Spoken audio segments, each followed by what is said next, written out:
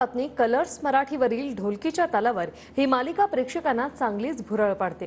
महाराष्ट्राच्या कानाकोपऱ्यातून आलेले स्पर्धक आपल्या लावणी नृत्यानं प्रेक्षकांची मनं जिंकतात।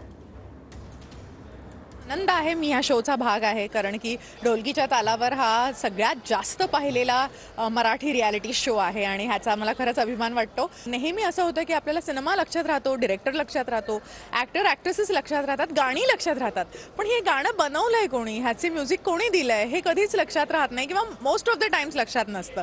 आणि मग जेव्हा आपण गाणं ऐकतो तेव्हा आपल्याला असं अच्छा हे ह्यांनी दिलंय का संगीत, ओके ओके।